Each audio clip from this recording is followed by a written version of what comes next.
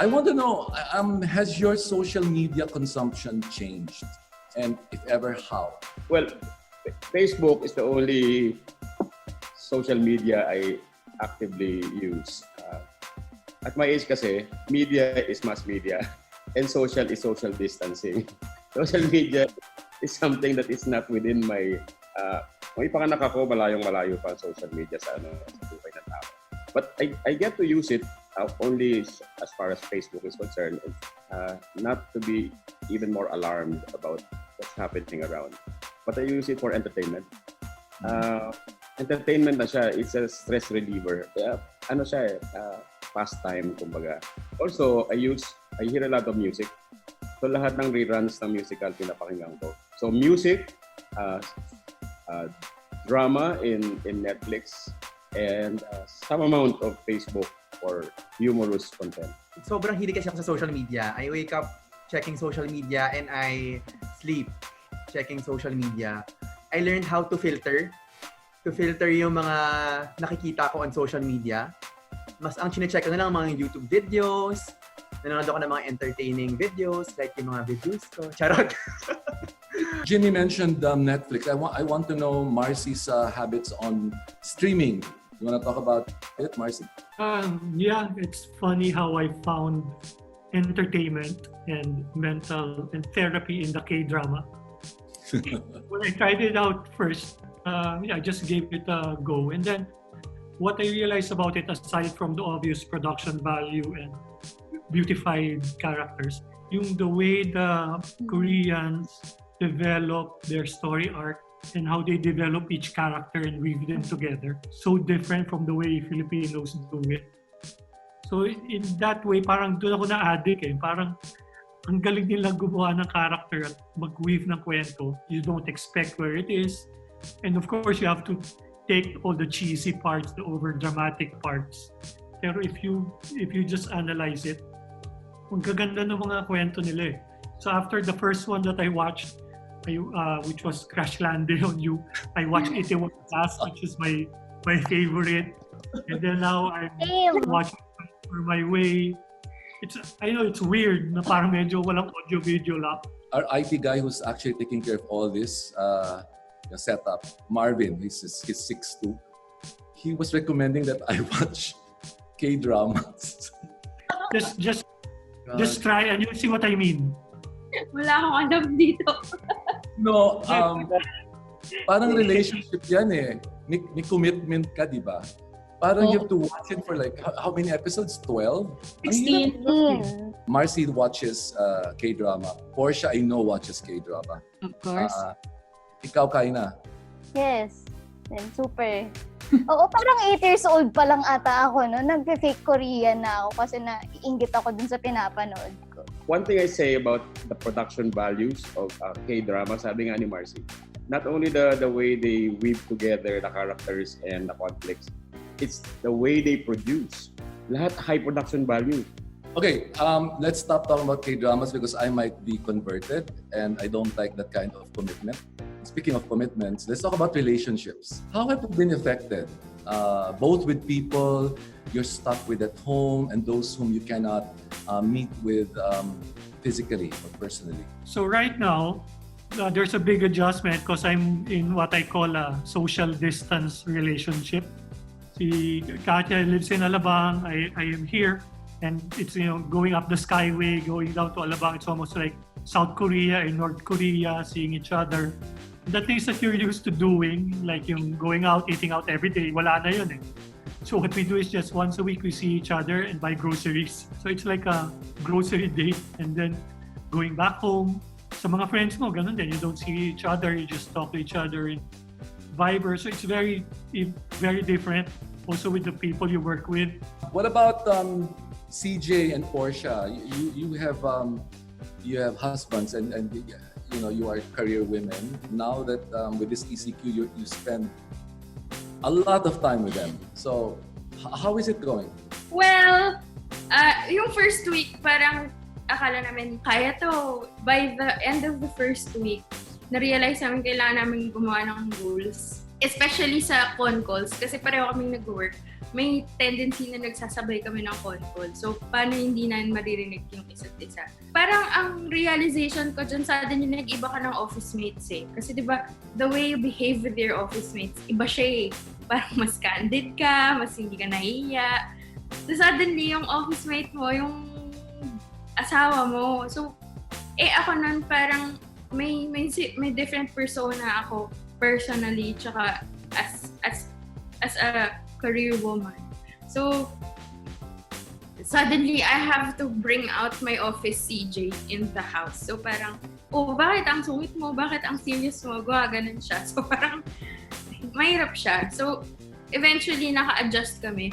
And, I guess, okay lang naman kaming office mates right now.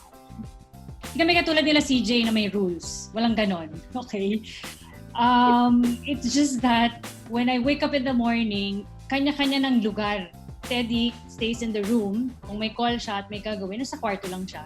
Ako nandun sa sala. So that's my office place. We will just see each other pag lunch. Tapos, papasok na ulit siya sa room. We just see each other again pagkakain na ulit. So, ganyan. So, it's lunch, merienda, and then cocktails kami ni Teddy. And then, we really have, spend more time together in the sense that alam mong magkasama lang kayo nasa isang lugar. Sometimes, I dress up. Si Javier would ask me, Ma'am, where are you going? Ayan, wala naman. May call parang gusto ko lang magbihis ng maayos. So, ganon. I think we've pretty much adjusted the three of us. Jake, can I ask you a question? Of course. Do you have a partner right now or are you single? Opa, I'm dating. Okay. How is it going? So, I met him online in December. Tapos, come March 13, birthday niya, umuwi siya dito para mag-meet kami. So, we had plans na magbobohol kami, nakabook na and all. Tapos, dumating nga yung ECQ. So, na-cut short siya. He had to leave and go back to Singapore. So, right now, sobrang hirap siya kasi syempre, yung dating pa lang so wala ka pang assurance, wala ka pang affirmation whatsoever na magkakaroon kayo ng something talaga. Ang ginagawa ko na lang ay day by day, di ba, bahala na kung anong mangyari. But at the same time, I'm also managing my expectations, di ba, as an account, ganyan. Medyo mahirap lang right now, pero ine-enjoy ko naman. Masaya naman kasi ma-in-love. Well, I wish you all the luck. Kapit lang, oo. Pero laban, di lang tayo na to. Laban lang tayo ng laban. Okay, let's talk about work from home briefly. We've been doing work from home twice a week since January, right? So medyo nasanay tayo, but this is like, full time. So, what do you think? Will it work in the future? And I want to know, are there any anecdotes about your meetings with clients or with relatives or with friends? Parang usually nakakalimutan ko na hindi pala ako na-commute. And then meron ding nangyari na parang I was practicing what I was going to present. Tapos narinig. Tapos niya sasabihin niya habang nagsasalita, yung top boss. Tapos nag-overlap kayo na dun sa sino yun? Nagulat din ako. At least nalaman niya pinapractice ko. Yun na lang isipin ko. I was in a meeting, so video call, ganyan. Tapos biglang napansin ko yung laptop ko, hindi pala siya naka-plug, so namamatay na siya. I was presenting and I was talking to the client. Hinahanap ko pa simple yung charger. Nandun sa other side of the room, nasa likod pa. So, weird naman kung titigil ako, papatay ko yung video. Kung tatayo ako, tas kukunin ko yung charger, makikita nila na nakapajama lang ako. Ang ginawa ko, habang nagsasalita, binuhat ko lang yung laptop dahan-dahan. Tapos umaatras ako. Hanggang sa other side of the room, kinuwi. Bumalik ako. Siguro nabito sila gumagalaw yung background. Gumagalaw yung perspective, di ba? Nagpapalit. Yun. Merong isa lang, alam mo yung you're waiting for someone in the call. So I thought, nakamute. Hindi pala. So I was in the kitchen. Of course, kung ano-anong sinasabi ko dun sa kitchen. Pagbalik ko, yung mga tao, sorry, narinig nyo? Medyo.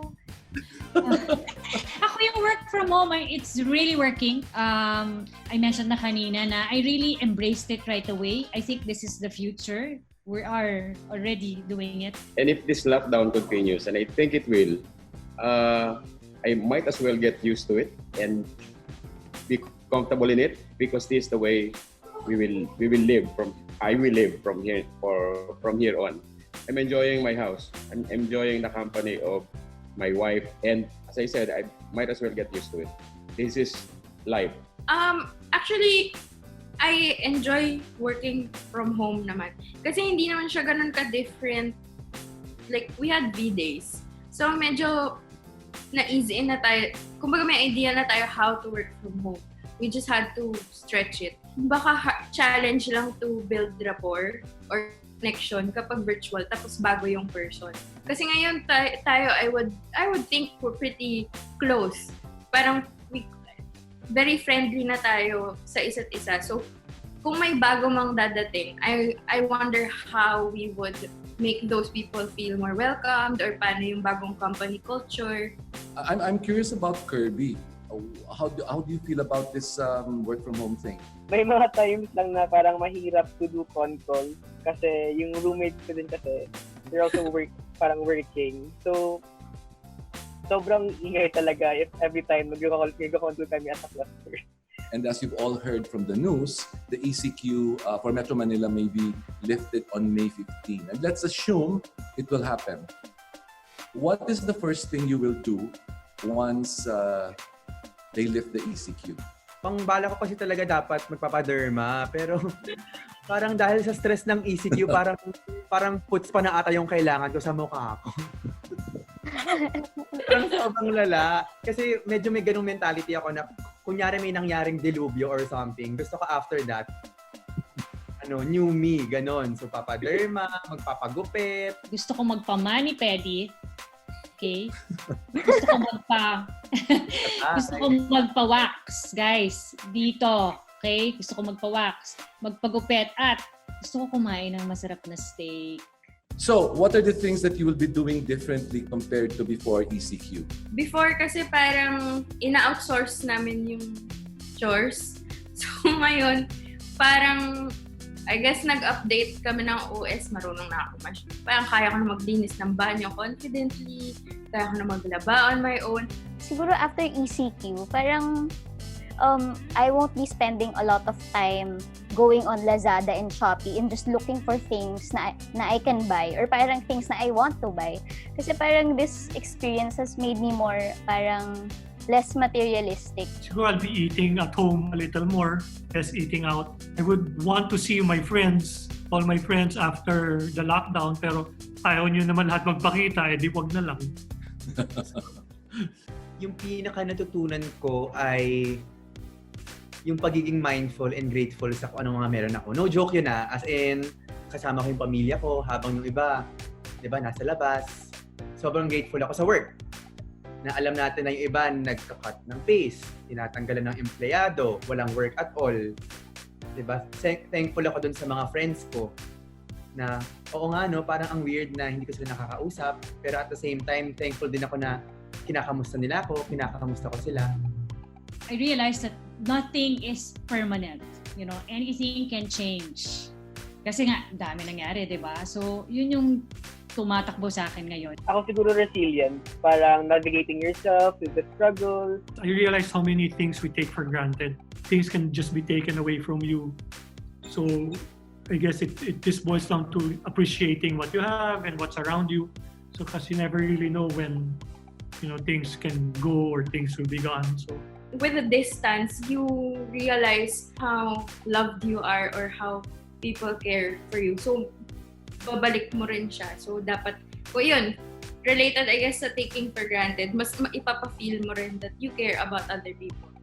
Well, I learned a lot. Yun nga, yung checking my privilege. Narealize ko how fortunate I am, especially having a job. Suddenly, when you see other people losing their jobs, you kind of value what you have right now. And mas mas less ka tamarin, less kang magreklamo. Sobrang liit lang ng problema mo kumpara sa problema ng ibang tao. This experience also made me more empathic na parang mas naiintindihan ko yung buhay ng iba. Before, of course, I want to spend time with my family, pero parang mas nag-i-intensify siya ngayon na parang, oo nga, no, parang masaya din na nakakasabay mo sila kumain, na you actually don't just go to the dinner table and just eat ng mabilis, na parang I get to talk to them. Ako naman, more than ever, I value life. Kasi the past weeks, I heard very sad stories about my friends leaving this world. There had been news about my friends going to the hospital and being confined and being found to be suffering from this disease. But COVID taught me how to value life more than ever, and how to value friendships more than ever, because it's okay to feel bad when they're gone, but while they were here, have you done enough to make them happy? Truly, we should be thankful and grateful that we're here, we're healthy, we're doing this TikTok show, right? And if we can help our community and the marginalized, and if we have the means, why not? That's it for our first and probably last episode of the TikTok Show, unless we get major sponsors like McDonald's, Wishy, Champion. And for those interested in sponsoring this TikTok Show, and if you want to see episode 2, then you can contact one of our guests, Managing Director Portia Katwira. But I'd like to thank everyone for the wonderful insights and for sharing the experiences. Thank you also to our special guest, Marcy Reyes from Generation X Dubois, for joining our show. The ECQ has been truly the greatest disruptor, and it's up to us to make this disruption work in our favor. And I hope you've learned a thing or two from our guests and from this virtual talk show. Thanks for watching. Stay safe, stay strong.